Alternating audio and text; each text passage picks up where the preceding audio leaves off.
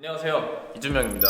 오늘은 여러분들이 턱걸이를 하면서 가장 어려워하는 부분인 등 근육을 제대로 쓰는 방법에 대해 알려드릴 예정입니다. 힘이 좋으신 분들은 금방 터득하실 수 있고요, 입문자, 초보자분들에게도 적용시킬 수 있는 방법들을 알려드릴 테니 영상 꼭 끝까지 시청해주시면 감사하겠습니다.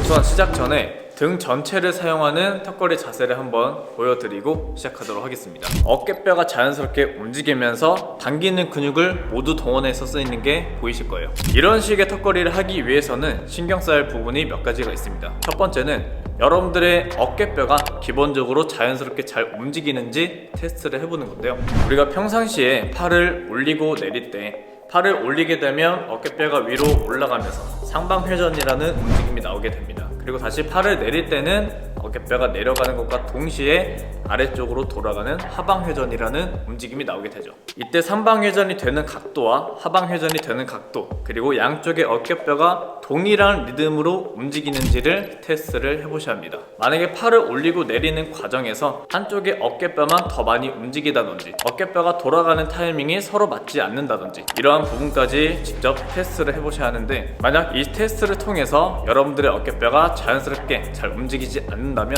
실제로 풀업을 할 때 어깨뼈의 불균형으로 통해 자세가 흐트러지거나 한쪽이 과도하게 발달이 되는 등의 불균형이 생길 수도 있습니다.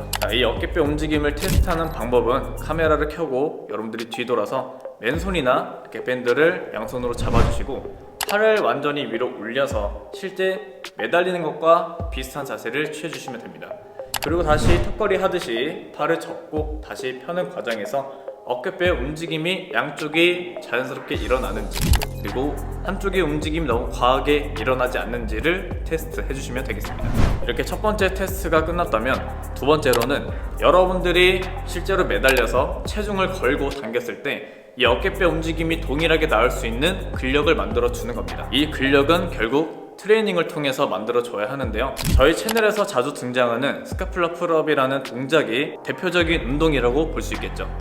이렇게 알려드린 포인트들을 한꺼번에 수행하시면 완벽한 풀업 자세를 완성시킬 수 있을 겁니다. 하지만 풀업을 하면서 이런 포인트들을 적용시키기란 굉장히 어렵고 오랜 기간 연습이 필요합니다. 당기는 힘이 기본적으로 있으신 분들은 제가 말씀드린 포인트들을 하나씩 적용시키면서 연습을 해주시면 되고요, 초보자분들, 입문자분들에게는 이런 어깨뼈 움직임에 대한 이해도가 없기 때문에 제가 이 뒤에 알려드리는 세 가지 운동들을 같이 따라해 주시면 좋을 것 같습니다. 바로 첫 번째 동작은 밴드 풀업입니다. 일반적으로 풀업 횟수가 5개 내외이신 분들에게 추천을 드리고요, 이 밴드 강도는 생각보다 조금 강한 밴드를 사용해 주시면 돼요. 강한 밴드를 사용하는 이유는 저희가 기본적으로 당기는 힘은 있어도 어깨를 같이 쓰이는 근력은 없기 때문에 강한 밴드를 사용해서 당기는 힘과 이 어깨를 움직이는 근육들까지 좀 더 확실하게 보조를 받아주기 위함인데요. 자, 우선 수행 방법은 이 밴드를 철봉에 올려서 한 줄로 만들어 주시고, 자, 그리고 턱걸이 하듯이 철봉을 잡고 나머지 발도 밴드에 걸어주시고요. 자, 이때 당길 때 위로 올라가는 과정에서 여러분들의 윗가슴, 명치가 철봉에 닿는 느낌, 그리고 동시에 이 팔꿈치를 아래로 당겨준다는 느낌으로 수행해 주시면 여러분들이 어깨를 움직이려고 하지 않아도 당기는 과정에서 어깨뼈들이 자연스럽게 움직이게 될 겁니다. 자, 이때 사용하신 밴드가 좀 약하다고 생각이 되시면 더 강한 그 다음 단계 밴드를 사용해 주시면 어깨 움직임이 좀 더 자연스럽게 나올 거예요. 자, 횟수는 너무 많지 않게 5개에서 7개 사이로만 진행해 주시고요, 세트 수는 3에서 최대 4세트까지 진행해 주시면 되겠습니다.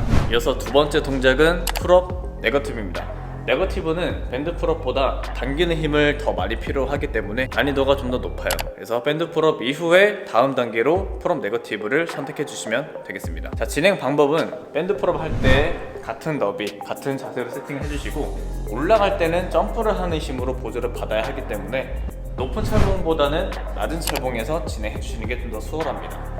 자, 이 자세에서 점프를 높고 강하게 올려서 여러분들의 가슴이 봉이랑 최대한 가까워지게 만들어 주시면 돼요. 붙는 건 어렵기 때문에 강하게 수축을 시킨 상태에서 오래 버틸 수 있는 힘을 필요로 하게 됩니다. 자, 이때 힘이 좋으신 분들이라면 이 바와 내 몸 사이 거리가 더 가까워진 상태를 더 오래 유지할 수 있겠죠.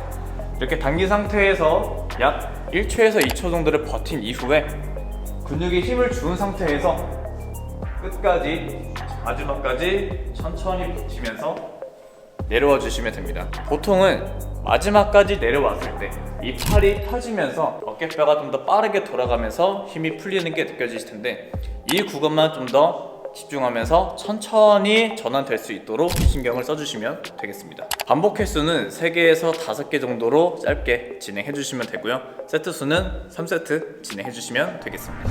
마지막으로 세 번째는 이 링을 활용한 인버티드 로우라는 운동을 해볼 겁니다. 이 우드링은 저희가 집에서도 다양한 방면으로 활용할 수 있는 도구이기 때문에 집에 하나씩 꼭 구비해 두시는 걸 추천드립니다. 자, 이 우드 짐링은 고정 댓글에 있는 머슬가드 링크를 통해서 들어가시면 만나보실 수 있고요. 그리고 그 외에도 풀업밴드와 다양한 맨몸 운동 보조 기구들까지 만나보실 수 있습니다. 이 기회에 여러분들에게 필요하다고 생각되는 도구들을 하나씩 장만해 주시면 좋겠죠. 자, 이렇게 링을 높은 곳에 설치를 해주시고요. 자, 체중을 걸었을 때도 흔들리지 않게 튼튼한 곳에 걸어주시면 되겠죠.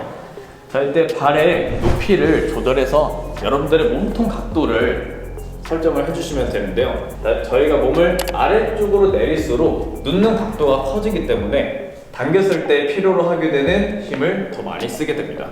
자, 반대로 상체 각이 수직에 가까워질수록 무게중심이 더 낮아지기 때문에 좀 더 수월하게 수행이 가능하다는 장점이 있죠.